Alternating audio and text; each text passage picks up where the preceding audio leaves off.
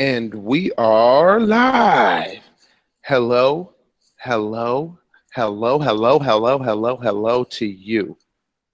My name is Himyo, and you are at the Human Experience.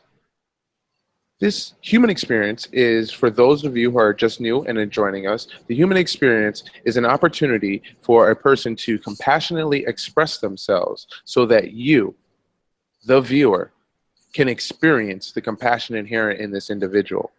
And this week, we have the great fortune of having an individual who has an amazing story and hails from South Africa.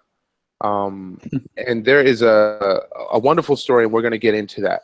But to preface this, there's an experience that I had wanted to share with you all that I just had this past Friday. And the lessons that I was able to learn, or a lesson that I was able to learn from that, is that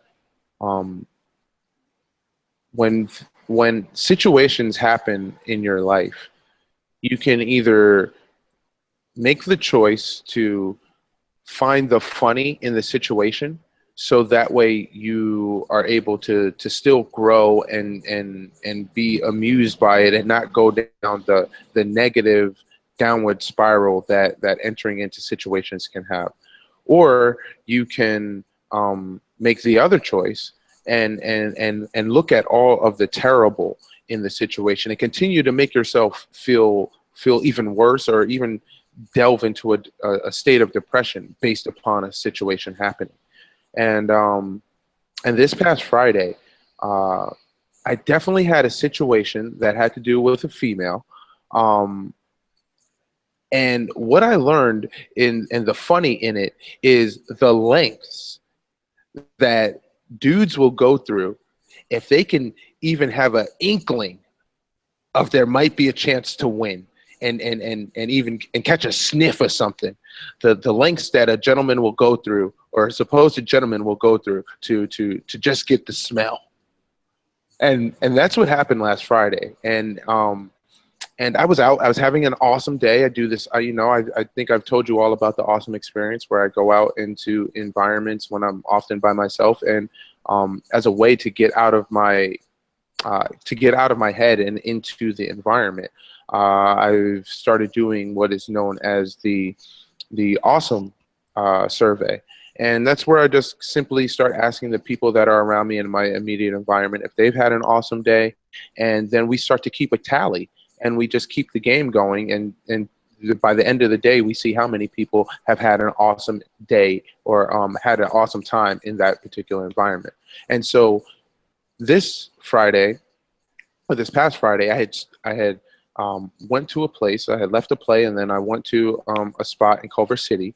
And also, when I go into places by myself, what I do is I will pick a corner and where I can oversee the whole environment, and I will meditate for about 5 minutes so that I can push my energy out and spread light and love and a good time into the environment, right? So I did that, and the first thing that happened as soon as I got out of that meditation was a girl offered me her drink that she didn't want. It was a fresh drink, and a girl offered it to me, and I was like, no, I don't want it. But she's like, but I'm not gonna drink it, and da da da da. So I had to be a gentleman and not waste, not want not. So I got a drink, right? And that was right out of the meditation. So this just set up the in my mind, it set up, this is the impetus to what's going to be an awesome night.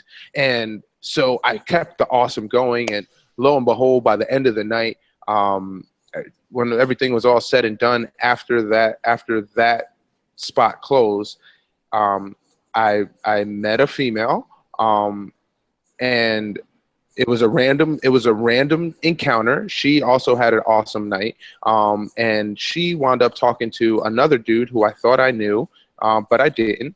And the four of us, basically, long story short, 4 people who had just met that night hopped into a car to head to another spot to continue the awesomeness. And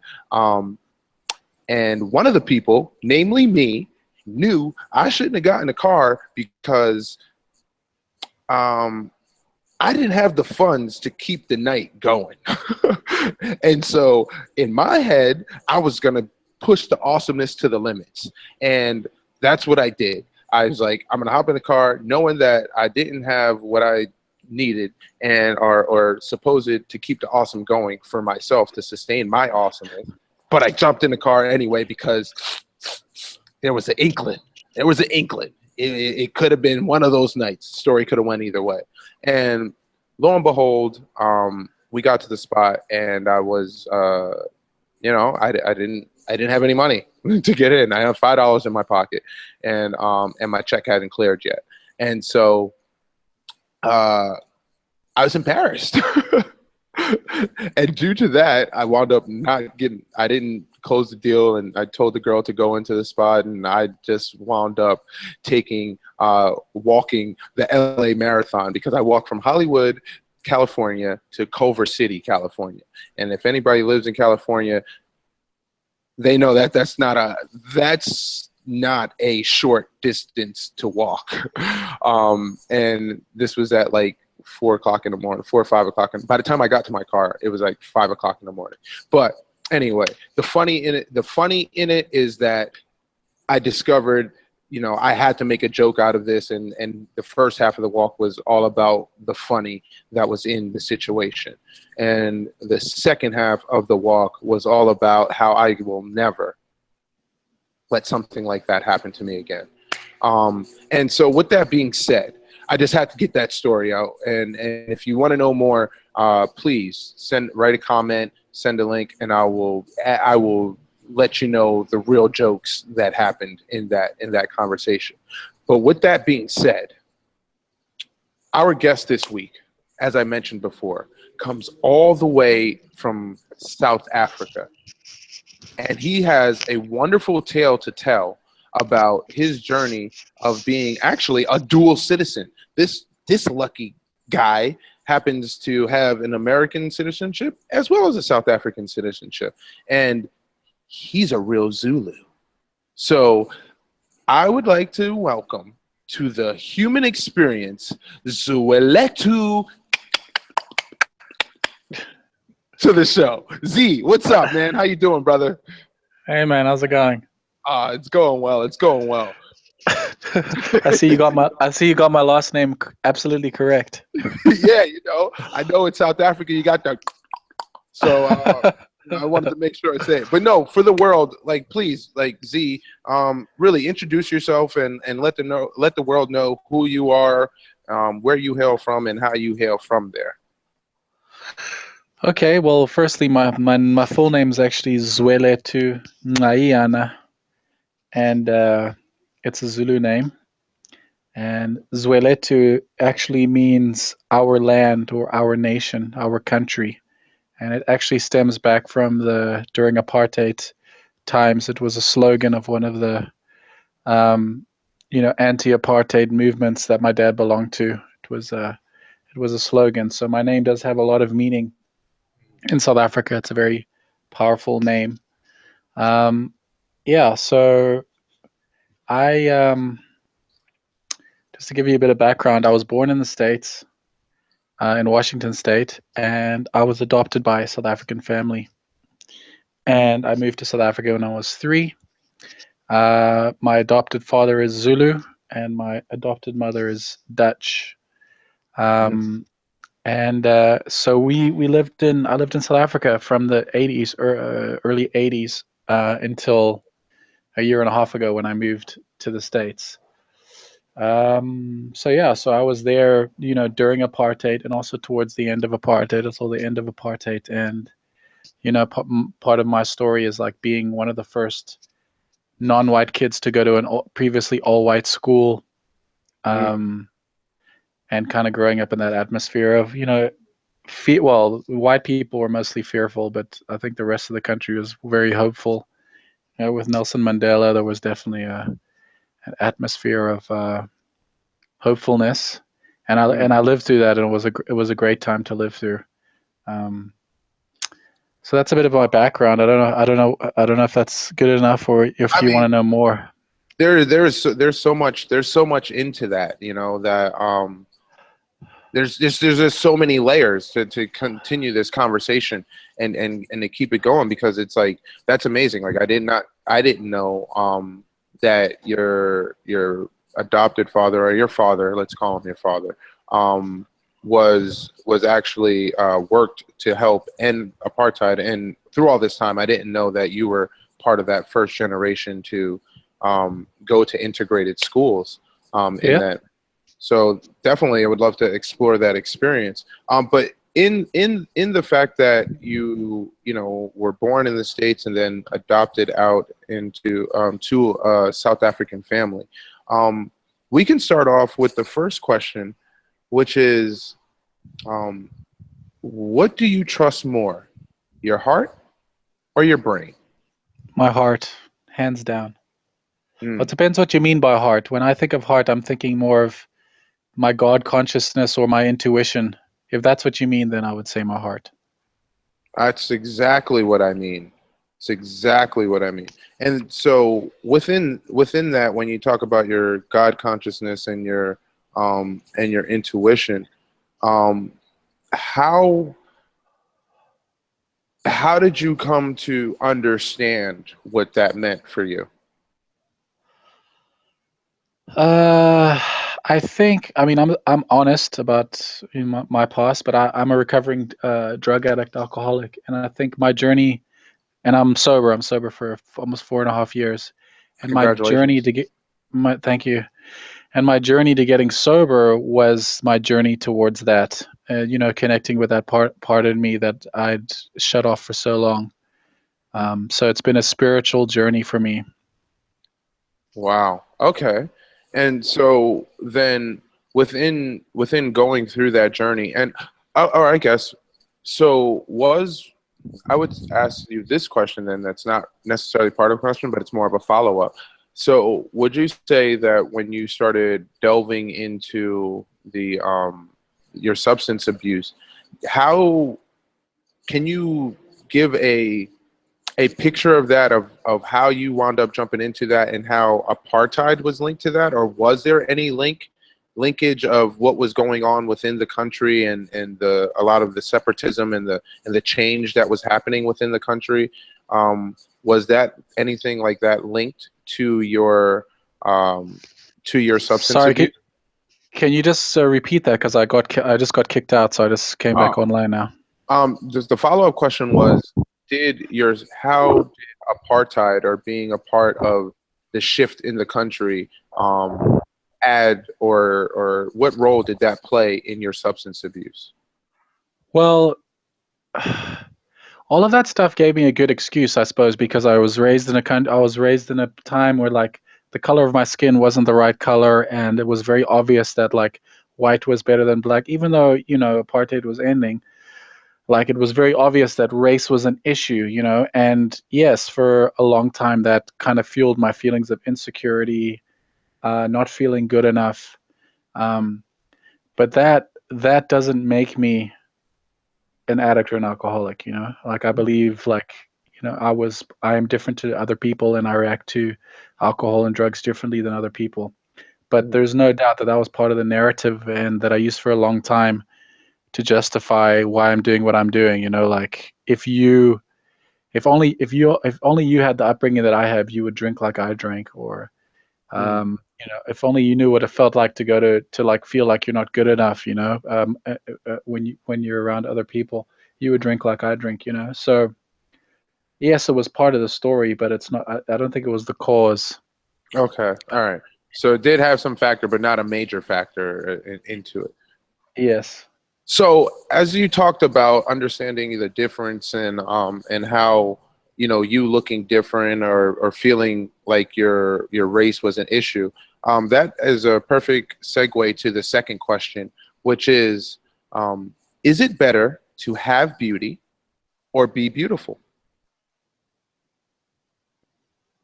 Good question. Uh, what is to have beauty or be beautiful? Correct. I suppose to.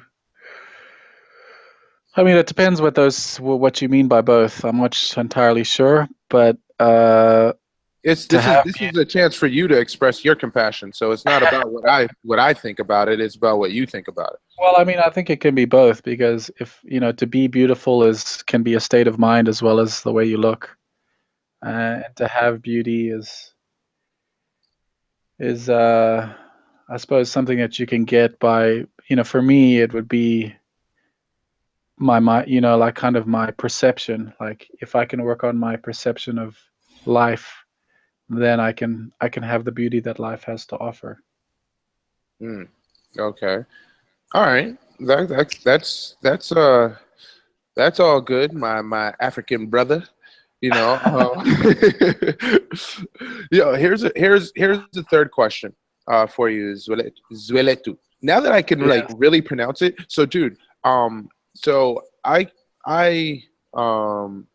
have taken a delve into acting, and which is what actually brought me out to California. So I am an actor, and my relationship with South Africa, I feel is there is a connection for me because there was a story or there was a play that I came about while I was taking acting classes out in New York, that one of my teachers recommended to me, and it was by a playwright called Atal Fugard, and he wrote a play called Blood Knot that dealt with they had a dark-skinned brother and a person almost such as yourself, somebody that the black family adopted who was of mixed race and could pretty much pass for white, right? And so Blood Knot was about the tale of these two brothers, and it was a play that I produced and put on and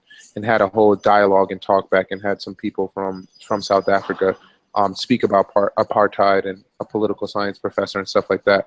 And so for that role, I had to learn how to use a South African accent.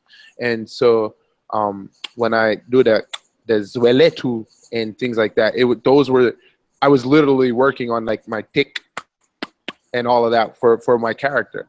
And so that's what, like, anytime I hear your name, that's what reminds me of Blood Knot and South Africa, and that's my tie. So whenever I'm speaking to you, it always reminds me of that. And so when I talk about reminding, here's another question. Pregunta número tres. How do you say three in Zulu? That's a good question. I don't know. Okay. All right. You see, I told you you ain't no real African. Anyway, so my question. So the third question is, when was the last time you cried? Yesterday. Oh, okay. Do you care to share? Yeah, sure. I went to church and I was listening to the sermon, and the pastor, whatever you call him, was talking about love and how when you love, you always you're gonna get hurt at some stage. Mm-hmm. But he talked about how regardless of that, like it's love that binds us all together. So, and your whole life is defined by love. So whether it's defined by the fact that you've been hurt and you've chosen not to open yourself up, that is a result of love, or whether you choose to be hurt but still choose to stay connected and to love again, that's also defined by love. So that was quite powerful for me. So it made me shed a tear. Oh, awesome! So it was like almost like a tears of joy and acceptance and understanding, tears of understanding, I would say. Yeah, and also tears of like to know that it's okay to be human, and it's okay to let go of the hurt and embrace the fact that you can still love even though you've been hurt. Mm, I hear that. I definitely hear that. It's also, so Z, this is not one of the questions, but can you briefly share? I mean, because I think it was like it's an amazing tale of like what really brought you to back to the U.S. after all of these years, and how and also that's how we met, right? Because you came to the U.S. On a particular journey, and I'm going to let you share that. And you wound up finding like this awesome gig to help sustain you while your stay here in L.A. And then which is you're the house manager for a mutual friend who owns a Airbnb in Hollywood. And so that's how we got to meet one another. And that's how I was able to hear about what even brought you here. So I think that's like, it was an amazing story. And if can you please share that with the world? Sure. I had an opportunity to basically meet my birth mother, here. So she'd found me a few years ago, and we've been chatting, and then we tried to make it happen. It didn't really. So at this stage, we were able to make it happen. So that's the reason that I came to meet her, which I did. But the reason I stayed is a different reason, and that was a reason that I was I was tired of there was I had a nice job and everything, and a good career path and everything, but something just didn't feel right. And I realized that there's more to life than just working 9 to 5 until you're 60. So I Hmm. sold all my stuff and I quit my job and I came here and met my birth mother, and then I decided to travel, which I did. I spent some time in San Francisco, and then I came to LA, and then when I got to LA, I kind of enjoyed it here, so I just kind of have been staying here ever since. Wow, awesome. So can you, if you don't mind, can you go into a little bit about like what that experience was like meeting your birth mother? Or better question, did you like had you knew you were did you know you were, I mean, well, you left here when you were 3, so had prior to that, before you were adopted, did you have any remembrance or recollection of your actual birth mother? Um, no, because I was adopted at birth. Oh, you were So adopted at birth. Oh, okay. Oh, so yes, you lived here until you were 3, and then you guys went back to. yeah, that's it. Oh, okay, okay. So you never knew your birth mother. No, no, I didn't. Oh, so then, at what age did your parents I've tell I've you known you were? for as long as I can remember. As long as I can remember, I've known I was adopted. Oh, wow. Okay. Hmm. Interesting. All right. So what was it like? What was it like when you first, you know, saw your birth mother in person? It was nothing like I thought it would be. So it turned out to be quite a challenging experience for both herself and myself. Hmm. Um, I think the most disturbing thing for me was that I'd never met her before, but looking at her, it was almost like looking into a mirror. Like all the things in me that I don't like or that I struggle with, I saw in her straight away. Like I knew that where I got those things from. So that was that was kind of and seeing them in her was like 40 years down the line of like those things growing and getting the fears, and she had a lot of fears and a lot of the things that I struggle with, but they were kind of like magnified because she's been alive longer than I have. Hmm. Hmm. And then, and then also from that experience, I think you said from meeting and experiencing your birth mother, you got to find out about other siblings you had. And can you speak about how that was, like, finding your other siblings and That was what that? great. I mean, I have a half brother and a half sister. We both have the same mother, and they have but different fathers, so it was good. My half sister has 3 kids, so I got to meet her and her kids, and my half brother, has a little girl. And I got to meet her. I got to go to my half brother's wedding last year in North Carolina, which was really cool. So yeah, it was a good experience. It was very cool. Dope, dope. Yo, you know what? Another thing that we kind of have in well, I guess in common in some way is the whole adoption thing. Because growing up, I'm the youngest of 11 children, and also we also had adopted brothers as well. So that's 11, between my dad and my mom, and then plus two more that we adopted.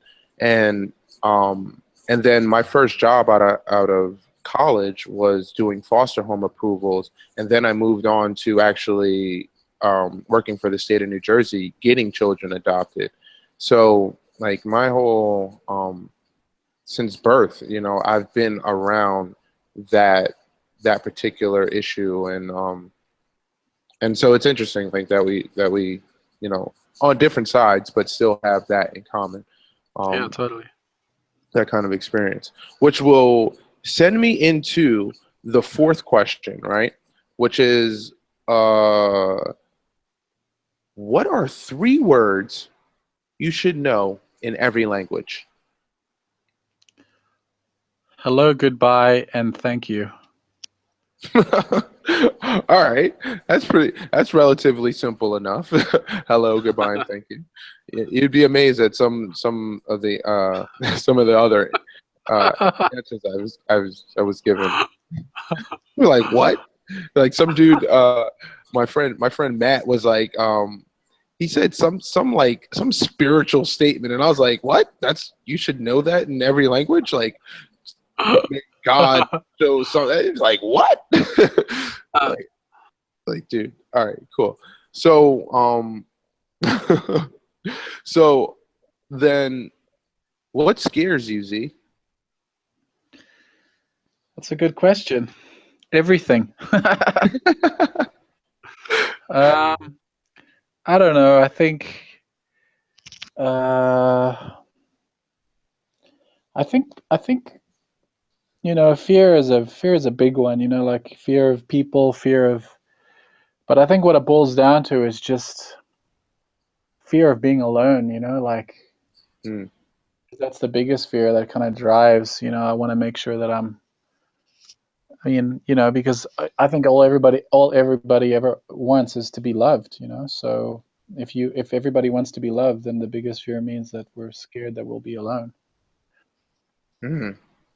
No, I can hear you on that. I mean, I definitely, being out here in Los Angeles for me has been a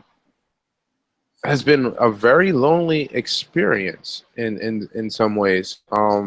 Last week I was definitely feeling very lonely, and like I know a lot of people, and have a lot of people around me in my life, but I hear you when you talk about, even though that's the case, I definitely feel and have felt very alone out here. And so I can only imagine coming all the way from a whole nother, continent, and being,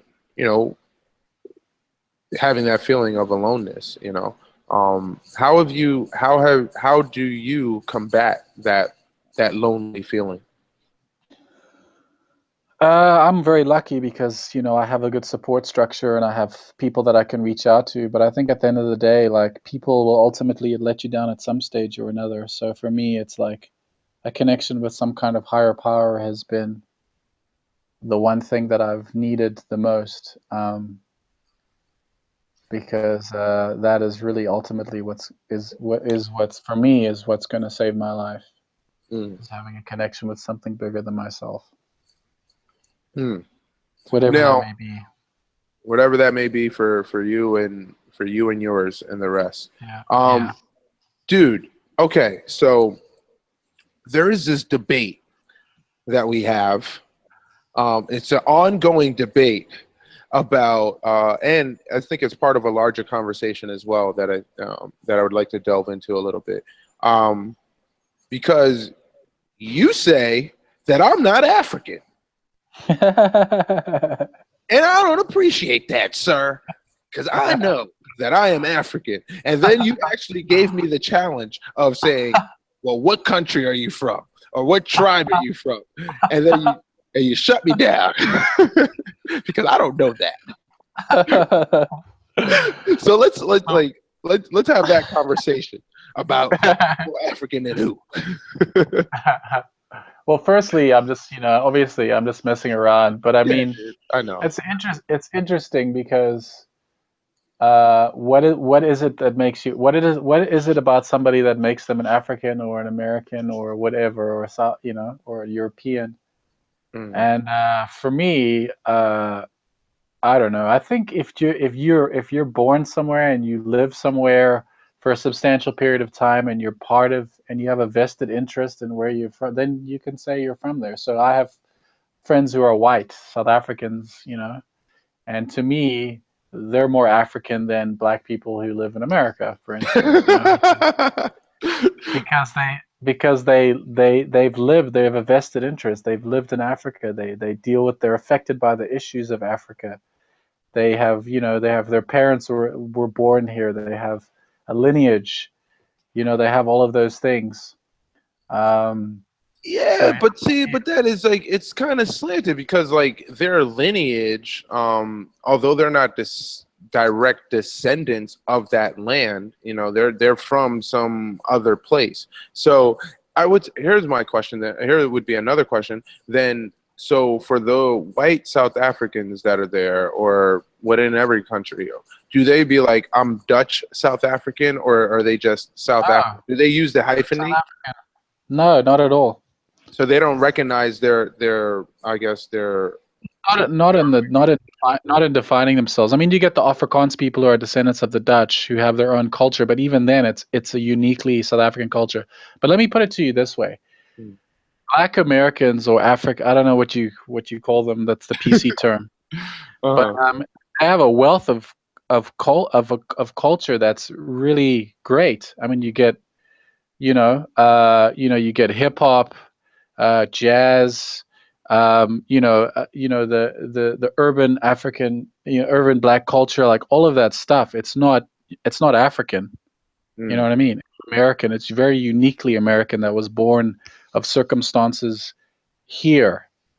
Um, and that's not, it's not. There's nothing African about it. It may have roots in Africa or whatever, but it's not in and of itself. There's nothing African about it in and of itself. mm. It's uniquely an American thing, and I think that's great. That's cool. Embrace, embrace what you are and what you've done. Yeah. So I mean, it is like I had a friend who did some traveling, and I think he was either in England or Italy, and he said he ran into somebody, an African that was from Africa, right? And so they were engaging in a conversation, and what the African brother told him was that the the world will heal once we as Africans all unite. Meaning that the Africans that were born on the continent, as well as the African Americans or the Africans that are in other displaced places around the world, right? In the diaspora. And so it's all I find it often funny when you'll have an African American or a black person that'll be like, I'm not from Africa, I'm not African. And then like when we have our joking conversation about you're not African or I'm African, more African than you. And then the real issue I feel is that yes, we all are the same thing. Even though we may not be able to, or I may not be able to claim what particular country I'm from there, uh, due to the history and the way that I wound up being a black person born in America.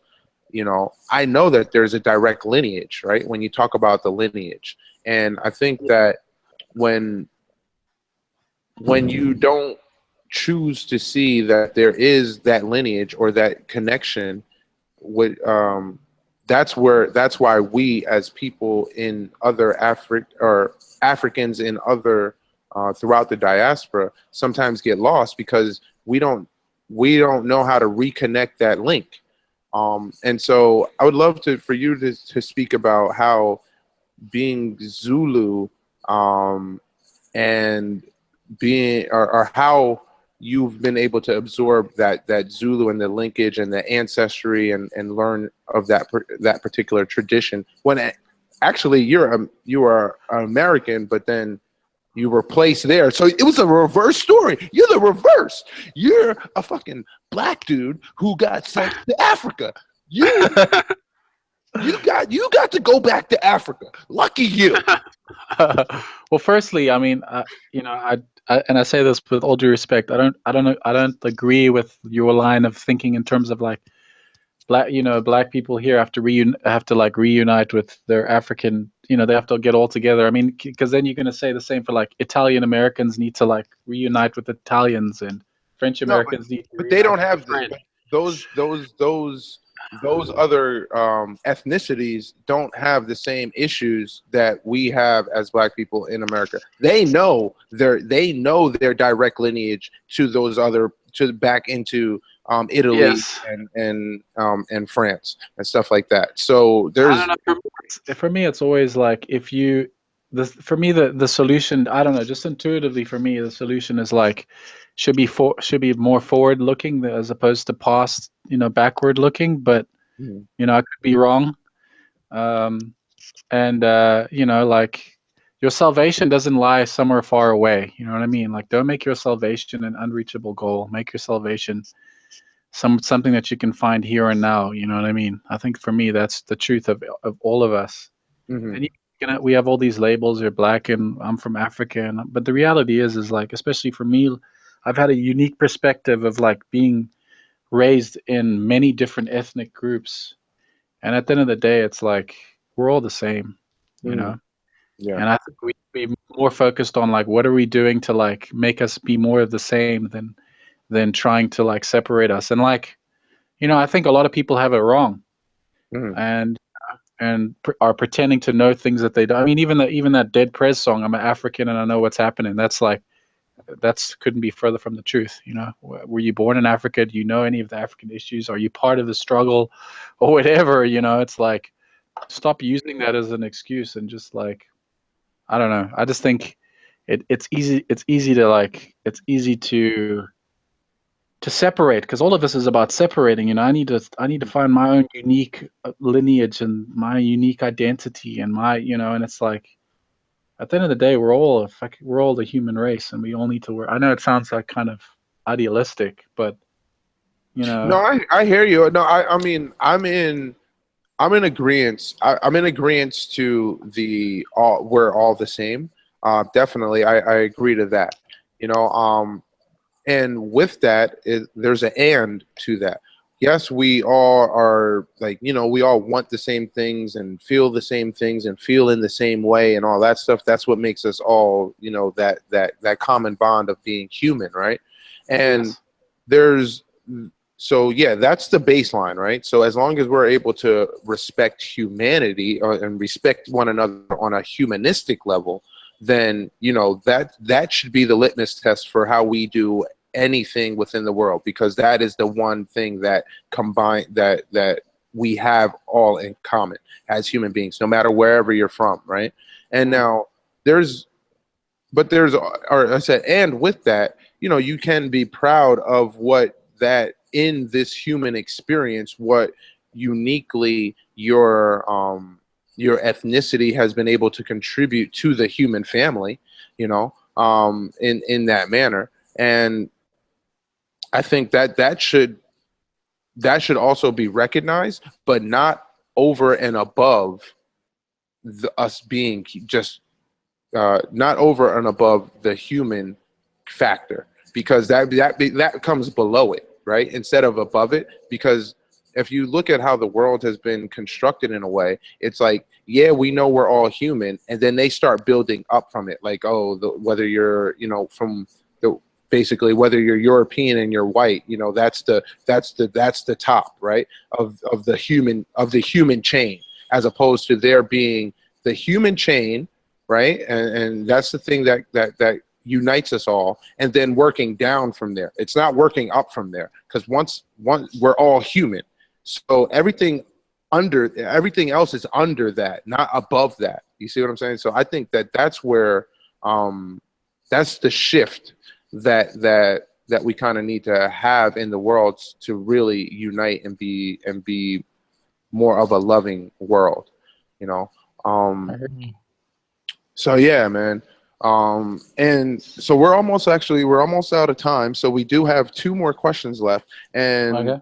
uh, that question would be question number 6 is what makes you happy? Suele tú? Love. Mm, man, And that. and when I mean by love is not necessarily romantic love. I mean when I go out into the world and I can accept you for who you are and I don't judge you and I want to be helpful to you and and I'm not trying to manipulate you or to control you or to exert power of you or I'm not better than you or I'm not worse than you. You know Mm, what I mean? I mean like love when you can just truly connect to somebody else because any when I come from a place that's anything but love, it just doesn't feel right, and I feel mm, uncomfortable, and I feel conflicted. So that's what makes me happy. dope. And then question number 7: what is your purpose? Uh, to be of service and to use my experience to help other people, because I have a very unique experience, just like you do, and everybody else, and maybe only my set of circumstances will be able to help somebody else specifically, just like your set of circumstances Mm-hmm. will be able to help someone specifically. So, I'm here to help people, and I'm also here just to experience life. Um, Awesome. And I think that, on that note, I believe that whoever that one person is, um, will be able to get to see this broadcast because you have definitely compassionately expressed yourself in a manner that will definitely aid in that one person's experience and being able to grow from that. And I love you. Um, I thank you so much for choosing to take the time out of your day to be able to hop on the human experience. my Um, pleasure. yeah, bro. Is there any last words? How can people get in contact with you? What would you like to share with the world as your parting gift? Um, Maybe for me, I always felt like I was alone, and I believe that to be true. So if there's anybody who's listening out there that believes they are truly alone, that just isn't true. Um, and I've learned that to be the truth that I'm never alone, and there's always somebody out there who can help me and I can reach out to. Hmm. And on that note, I'd like to say thank you, Zweletu Nak.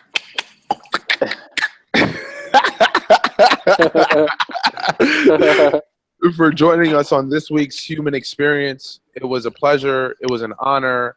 I was definitely able to be enlightened by your words and find out more about you, um, and connect to you on the humanistic level. Um, and just remember to when in pursuit of the poo, don't let it do to you what it did to me, which is a half city marathon. Trying to get a sniff.